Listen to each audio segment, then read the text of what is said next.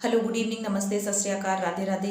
मैं पूजा स्वागत करती हूँ आप सबका आपके अपने शो क्राइम दस्तक में। उम्मीद करती हूँ आप सब अच्छे होंगे। विद्यालय को शिक्षा का मंदिर कहा जाता है और ये बिल्कुल सही भी है, क्योंकि बच्चा है वो यहीं पे सब चीज़ें सीखता है। विद्यालय में ही उसका चारित्रिक निर्माण होता है, यहीं से एक अच्छा नागरिक बनकर और समाज में कदम रखता है। लेकिन आजकल जो विद्यालय हैं उनकी जो प्रक्रिया है वो धीरे धीरे चेंज होती जा रही है। वहाँ पे बच्चों को चारित्रिक निर्माण की बजाय कुछ और ही प्रक्रिया सिखाई जा रही है, और अगर कोई छोटी मोटी गलतियाँ भी हो जाती है तो उनको सुधारने की बजाय जो टीचर्स हैं उसके ऊपर कुछ और ही करते हैं। दरअसल जो आज की घटना है वो एक क्राइम स्टोरी है, कोई छोटी मोटी घटना नहीं है, काफ़ी बड़ी है और पिछले अखबारों में और सुर्खियों में और न्यूज़पेपर में भी काफ़ी रही है। दरअसल घटना है 16 मई की। 16 मई अभी पिछले हफ्ते की बात है। 16 मई गुरुवार के दिन पटना के टेनी टॉप स्कूल अकेडमी की बात है, जहाँ पे एक बच्चा है आयुष। वो रोज़ की तरह ही अपने घर से सुबह 7 बजे तैयार हो जाता है और स्कूल बस में जाता है। उसकी जो माँ है उसे तैयार करती है और वो सुबह जब उसको स्कूल बैग देती है तो वो मना करता है कि मम्मी आज आप मुझे छोड़ने मत जाओ, आज मुझे दादी छोड़ देगी। और दादी जैसे ही उसे छोड़ने जाती है वो चीनी भात खा के निकलता है और टिफ़िन में भी लेके जाता है। दादी उसे स्कूल बस में बिठाती है और वो वहाँ से स्कूल के लिए चला जाता है। स्कूल का जो टाइमिंग है 12 बजे तक वो वहीं पे रहता है। उसके बाद जो उसका रूटीन रहता है वो 1.5 घंटे का उसका बीच में ब्रेक रहता है, और फिर 1:30 से 3 बजे तक उसकी जो कोचिंग क्लासेस रहती है वो भी स्कूल में ही रहती है, और 3 बजे बाद वो दोबारा बस में बैठ के और घर आता है। लेकिन 16 मई को वो अपने घर नहीं पहुंचता है। उसके जो पेरेंट्स हैं वो काफ़ी चिंतित होते हैं। माँ है वो परेशान होती है। पहले तो किसी को कुछ खबर नहीं होती है, लेकिन स्कूल की तरफ से ही 12 बजे तक तो वो स्कूल में ही रहता है। लेकिन अचानक से करीब 4 बजे स्कूल से फ़ोन आता है कि आयुष स्कूल में नहीं है, क्या वो घर आ गया है। जैसे ही आयुष की माँ ये सुनती है तो वो बहुत चिंतित हो जाती है। वो अपने पति शैलेंद्र को फ़ोन करती है। शैलेंद्र को बताती है कि जो उनका बच्चा है वो अभी तक घर नहीं लौटा, और स्कूल से भी फ़ोन आया कि वो स्कूल में नहीं है। शैलेंद्र अपना ऑफिस का काम छोड़ के और घर आता है। घर आके अपनी पत्नी और अपने सब परिवारजनों के साथ स्कूल जाता है। स्कूल में तहकीकात करते हैं, पूछताछ करते हैं।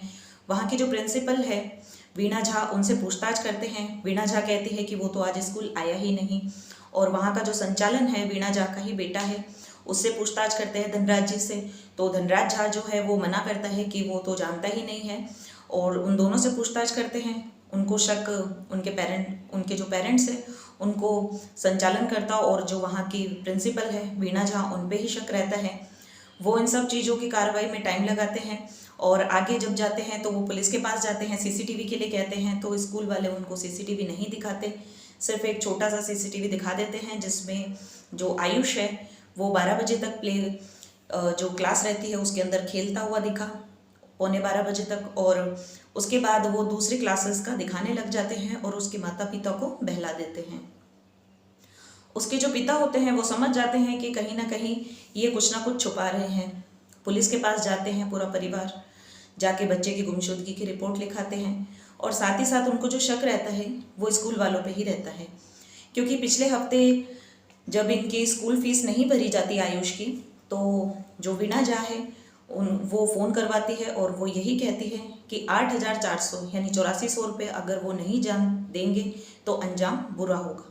और जो माता पिता है उनके मन में यही शक चल रहा होता है कि शायद पैसे को लेके ही इन लोगों ने कुछ किया है बच्चे के साथ। लेकिन उनको ऐसी उम्मीद नहीं थी कि और कुछ बच्चे के साथ कर सकते हैं।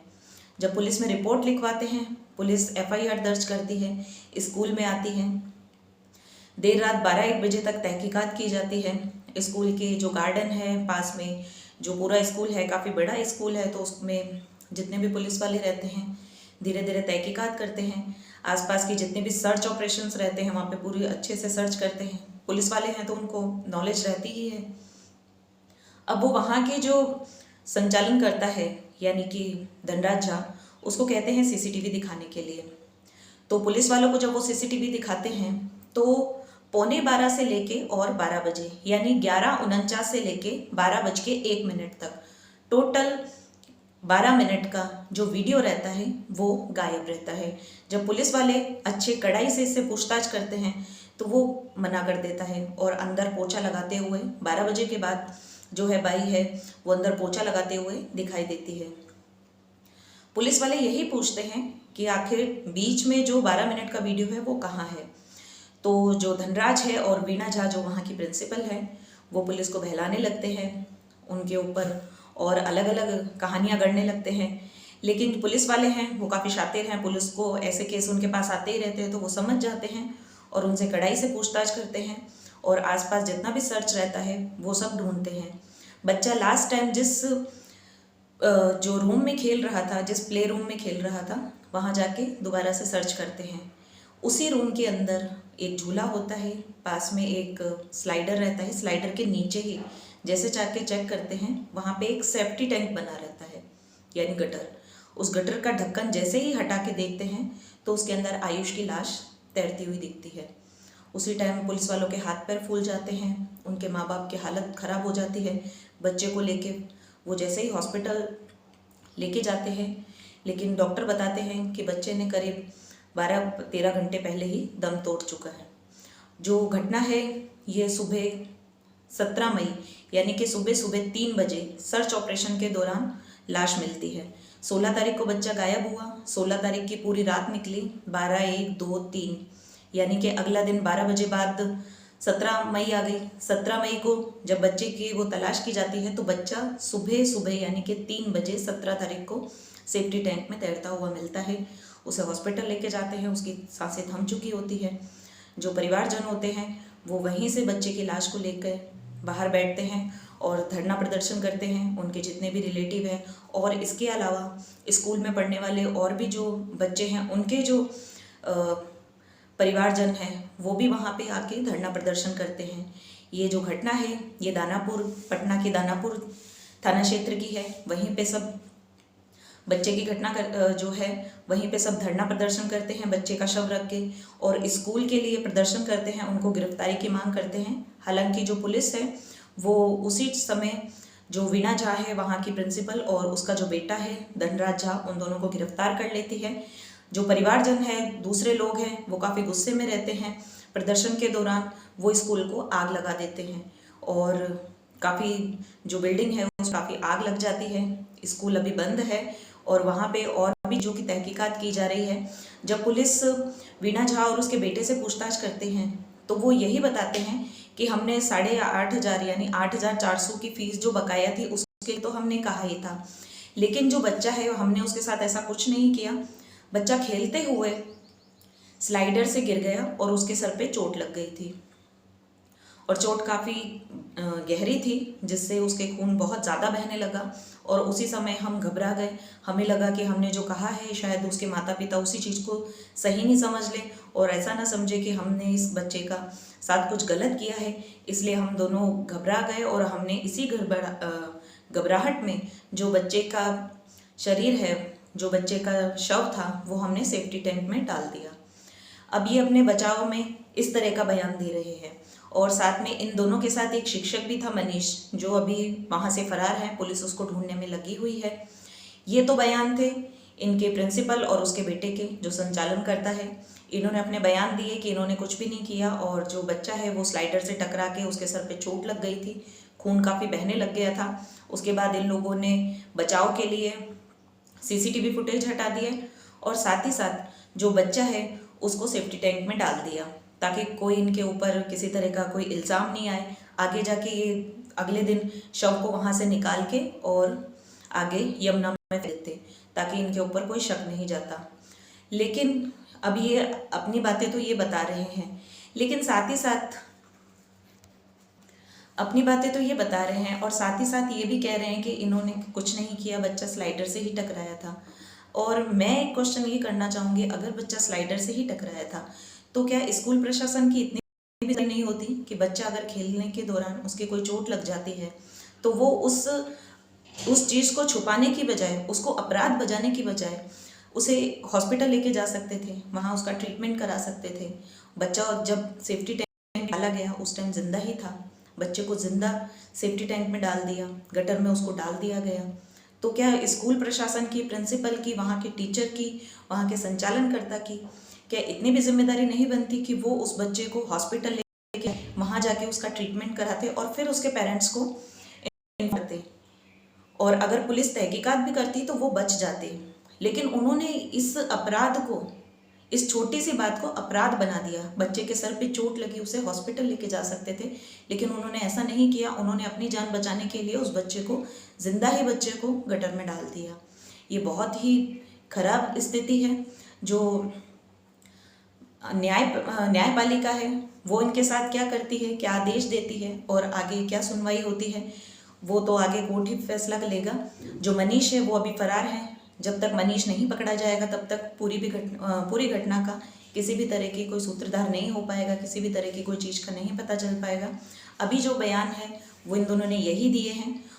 और इसके साथ साथ जो आयुष है उसके चाचा ने एक और बयान दिया कि थोड़े दिन पहले ही जब उन्होंने स्कूल फीस जमा नहीं कराई थी तो वहाँ से उन्होंने फ़ोन करके यही कहा था कि अगर तुम फीस जमा नहीं कराओगे तो उसका अंजाम बुरा होगा, ये धमकी भी दी थी। और साथ ही साथ जो आयुष है उसकी एक बड़ी बहन है 12 साल की, वो भी उसी स्कूल में पढ़ती है 3rd क्लास में। उसने ये सारी चीज़ें होते हुए देखी। जब उसने देखा और उसने अपने धनराज झा सर से पूछा कि सर आप ऐसा कीजिए, मेरे भाई को मुझे दे दीजिए, तो धनराज ने उस बच्चे को धमकाते हुए यही कहा कि तुम ये किसी को भी नहीं बताओगे और तुम चुपचाप यहाँ से घर चले जाओ, अगर किसी को बताया तो तुम्हारे साथ भी यही होगा। इस तरह के वाक्य उसने उस छोटी बच्ची को भी बोला। अब छोटा बच्चा है, वो इन चीज़ों से सहम जाता है। कोई बड़ा होता तो इसके ऊपर ऑब्जेक्शन लेता है या फिर घर जाके पूरी सच्चाई अपने माता पिता को बताता, लेकिन छोटी बच्ची थी और वो डर गई और उसने ये सारी चीज़ों का खुलासा बाद में किया जब पुलिस ने प्रिंसिपल और उसके बेटे को अरेस्ट किया। तो बच्चे ने ये सारी चीज़ें बताई कि उसको भी, उसने ये सब चीज़ें होती हुई देखी। उसके जो भाई को वहाँ पे सेफ्टी टैंक में डाल रहे थे और वो वहीं पे उस टाइम बोलती है कि सर आप मेरे भाई को मुझे दे दीजिए। तो जो धनराज है वो उस बच्चे को धमकाता है कि किसी को कुछ नहीं बताना और किसी को बताया तो तुम्हें भी मार के यहीं डाल देंगे। इस तरह से वाक्य जो रहता है वो बच्ची को भी बोलता है। अब इस बात में कितनी सच्चाई है, कितना झूठ है, ये तो मनीष के पकड़े जाने के बाद ही पता चलेगा। और अगर ऐसा ये कुछ क्राइम सीन नहीं है तो अगर ये बिल्कुल सही थे वीणा झा और इसका बेटा, तो इनको सीसीटीवी हटाना ही नहीं चाहिए था।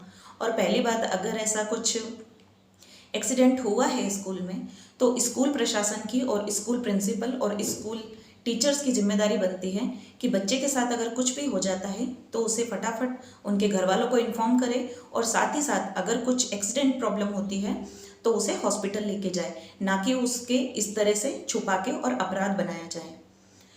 तो सभी पेरेंट्स से मैं गुजारिश करूँगी कि अपने बच्चे को आप जहाँ भी पढ़ा रहे हैं, जैसे भी पढ़ा रहे हैं, अच्छा रखिए, सतर्क रहिए, ध्यान रखिए अपने बच्चे का कि वो जहाँ भी जा रहा है वहाँ पे कैसा माहौल है, कैसे वहाँ पे टीचर है। और हर समय आप जाके कुछ ना कुछ दिनों में वहाँ जाके चेक किया कीजिए। पहले पेरेंट्स मीटिंग हुआ करती थी, अभी भी पता नहीं होती है नहीं होती, कई स्कूलों में अभी भी इसको लैप्स कर दिया गया है। तो पेरेंट्स मीटिंग में जाइए, स्कूल के जो संचालन करता है, स्कूल के जो प्रिंसिपल हैं, स्कूल के जो टीचर्स हैं, उनसे जाके समय समय पे मिलते रहिए। अपने बच्चों से भी पूछते रहिए कि उन्हें वहाँ पे कोई प्रॉब्लम तो नहीं। और किसी भी तरह की अगर आपको बच्चा इन्फॉर्म करता है या स्कूल की तरफ से आपको कुछ मिलता है तो फटाफट एक्शन लीजिए, ना कि उस चीज़ को इग्नोर कीजिए। और मिलते हैं कल फिर एक नई स्टोरी के साथ। आगे का जो है इन पे क्या कार्रवाई होती है ये तो कोर्ट ही डिसाइड करेगा। आज की स्टोरी अगर आपको अच्छी लगी हो तो लाइक करें, चैनल को सब्सक्राइब करें और साथ ही साथ बेल आइकन को ज़रूर दबाएं, ताकि मेरे चैनल पे जो भी सबसे पहले स्टोरी अपलोड होगी उसकी सबसे पहले नोटिफिकेशन आपको मिल जाएगी। तो मिलते हैं कल फिर एक नई स्टोरी के साथ। जय हिंद, जय भारत। सतर्क रहें, सावधान रहें।